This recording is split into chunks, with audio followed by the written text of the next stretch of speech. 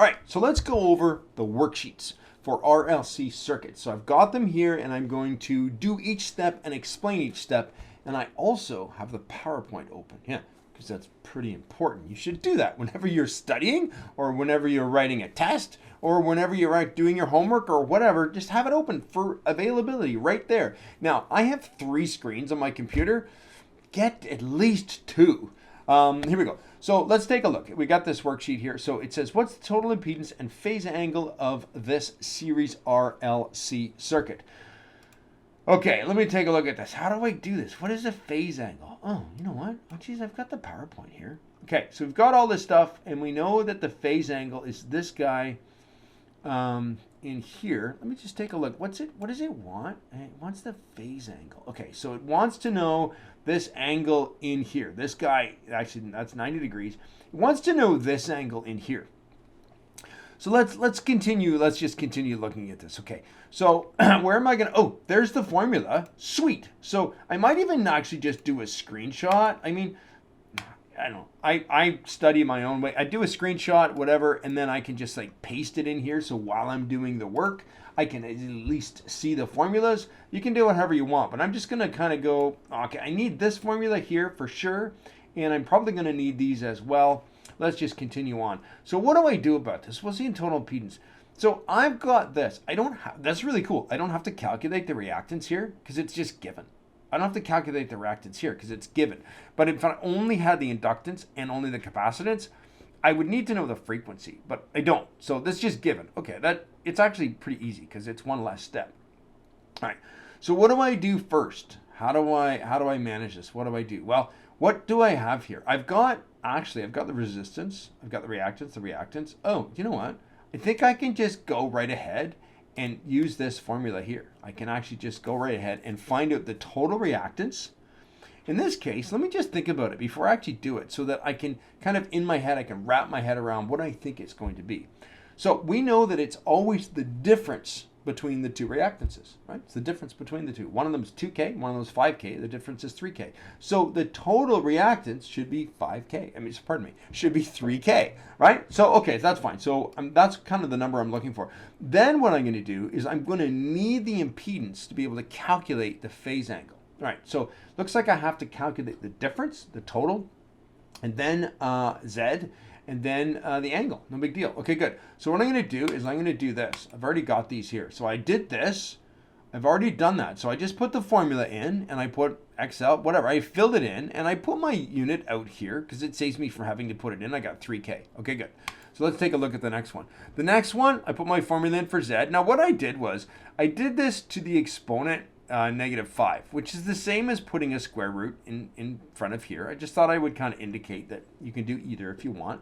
And I'm squaring this value. I'm not putting the units inside here because I know it's going to be kilo ohms, so I'm just leaving it out here. And then that's my answer. Let's take a look at the next one. Cool. So I've just written my formula now because I know that it's right here, and I have that formula. There you go. So I put my values in. Put your units here. Like, it's important. Like, you're writing a formula down. There should be units in here. And you can see they cancel out, and that's fine. And we're left with just an angle. So now, does that make sense? I'm going to draw the triangle, right? And I'm going to take a look at it. I'm going to say, oh no, I'm going to do this. Right. So when I do draw the triangle, let's take a look. Does this make sense? Does it look like it's supposed to be 72? I got 1,000 here, and this guy is 3,000. So yeah, I think that makes sense. My total is 3,000 here, and that's my Z. So yeah, it makes sense. And now it goes down because this circuit, if we take a look at this, this circuit is more capacitive reactance. So it's going to go down. So it's a capacitive circuit. Cool. So let's go down to the next stage and see what this has to say. So what we're going to do is we're going to take a look at a new circuit. We're going to have to do some more calculations. We're just not given the reactance of both the inductor and the capacitor. In this case, we're going to have to calculate the reactance of the capacitor and the inductor. And we're given a frequency. We're going to study this, and we're going to look at 3 different frequencies. We're going to look at a frequency that's below the resonance frequency. We're going to look at a frequency that's above the resonant frequency. And we're going to see that actually these 2 frequencies that we've got here, one is 100K and the other is 400K. they're kind of equally outside the range of, equally kind of far away from that resonance frequency. So actually, they're going to have a same value of Z, or something that's very similar. So let's just go ahead here. We're going to go through many steps here, and we're going to calculate the reactance of each component. And then from there, we're going to calculate the total reactance, and then we're going to calculate the impedance, and then we're going to calculate the phase angle. So let's just go ahead and do the first thing. So the first thing we're going to do is calculate the reactance of the capacitor. And in this case, what I'm doing is I'm using to the -1 because it's nice and simple. That's how I do it on my calculator anyway. So I could write 1 over all of that, but I'm just going to write to the -1. So I'm putting my values in, and I'm getting a value of about 800 ohms. That's the reactance of the capacitor. So let's go ahead and do the same thing, and we'll calculate the reactance of the inductor. And we can see the reactance of the inductor is smaller or lower than the other. So that means that we have a capacitive circuit. It has more capacitive reactance, so therefore this is a capacitive circuit. So if we were to draw the impedance triangle for this, the capacitance would go straight down, but if it was inductive circuit, it would go straight up. So the next thing we want to do is we want to calculate the total, and we're just going to put this in, and oh, this value is not the right value, but whatever, it's a typo. But let's just take a look at this. This XL should be 205, 207.35, and this guy over here should be 795.79. So just pretend that says that.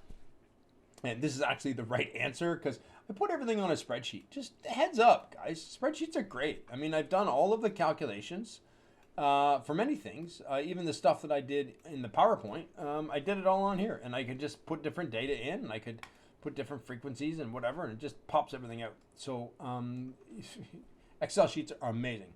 Good. So the next thing I want to do is I want to calculate my impedance. So we're just going to use the impedance formula. Now over here, I've used to the exponent 1/2. So I'm finding the square root of this. But again, you could put a square root symbol in here if you wanted. And I'm making sure that my unit is inside the bracket that I'm squaring, because I'm not just squaring this value. I'm squaring this value plus its unit. And that's important because essentially then I'm finding the square root. So I have to have an ohms squared, so that when I find the square root of it, I end up with ohms. You have to do the math with the units. So good. Now over here, I'm just going to put this into my formula to find my angle, and I've got 34.47, and there you go. I'm not going to do the impedance triangle. What I'm ultimately studying here is I'm trying to find out what the impedance is at 100 kilohertz, and then we're going to jump over to 400 kilohertz, which we will do right now, and we will see that it is an inductive circuit when we change the frequency, kick it really high, and then later we will calculate resonance frequency. So the first thing I do is calculate the capacitive reactance, and I can see that it's much lower than my other reactance. And let's continue. And ooh, that went up, right? Because my frequency went up. And think about this. You know this already. I'm just reminding you of this. As I increase the frequency, the capacitive reactance goes down, and the inductive reactance goes up. As I decrease the frequency, the capacitive reactance goes up, and the inductive reactance goes down. So it makes sense because I just increased the frequency to 400K. So I've got this value. Now I want to find the total, and I can see that this guy is an inductive circuit for sure. Now I'm going to find my total, 630, and then I will continue on over here, and let's just see if I did put the right numbers in this time. Looks like I put the right numbers in. And by the way, guys, if you were to write 189 point. In other words, if you did XC minus XL, it would still work because all you're doing is finding the difference between the two, and the absolute value. Make sure that you're just getting a positive value. That's the difference between the two values. And here we are. In this case, I'm actually using my square root symbol here. So I just want to kind of change it up a little bit so that you guys can use it however you want. Changing the square root symbol to that, and then I put my formula in, I put my values in, and that is my final impedance. So there you go. So let's just see, actually, let's go up here one more and find the angle. Okay, so I'm just going to go up here. My impedance up here was 1160, and my impedance here is 1180, so they're pretty close, even though A totally different frequency. Well, it's because one reactance went up and the other went down, and then on the other side, one went up and the other went down. The opposite, right? Okay, so let's go down here. What I want to do is I want to find out the resonance frequency. And let's actually just jump into the PowerPoint for a second, and I want to take a look at kind of where we're at with this. So over here, we calculated 400, right? We calculated at 400 kilohertz, and then down here, we calculated at 100 kilohertz. So somewhere in the middle is going to be that resonance. So I'm assuming that it's going to be around 200. So it's important that you do that. It's important that you think, okay, so I've just calculated something, or at least you're about to calculate something, and you should kind of estimate it what it should be. And then when you do calculate it, you can then know, or at least get a sense of if you've got a value that's in your ballpark. Okay, good. So here we go. Let's go ahead and do this. So I'm just going to put the formula together, and I'm finding, oh, it's 195. So it's 200 kilohertz. So it's right about in the middle. I think that makes a lot of sense. Okay, good. So what we want to know is this. Now, this is important. I really want to stop and pause with this one. I think this has got to, let's really make this make sense. Now, I'm asking here, if the voltage of the source was 10 volts, what would the voltage drop across the resistor be at resonance? Well, let's go back to the PowerPoint to take a look at that. I want to pause on this slide, and I just want to take a look at this. Okay, so if we have something at resonance, we know that XC equals XL. They're the same value. And I know that Z is going to equal to R. Now let's talk about why this is true. What's going on here is that the value of this and the value of this are the same value, although they're opposite, right? They're out of phase. So when we're actually looking at our triangles, one goes up and one goes down. So they're going to cancel each other out. So what's going to happen is that this is going to come down, my XC is going to come down, and my XL goes back up, but it's the exact same value. So when I calculate my Z, it's not on an angle. It's actually in alignment with the R. It's perfectly in alignment with the R, in that nothing's actually out of phase. The voltage and the current are not out of phase. They're perfectly in phase together. What's going to happen is that Z is going to equal to R. Like the total impedance of the circuit is just the value of the resistor. It has nothing to do with any of the reactance. It's gone. So therefore, VR equals VS.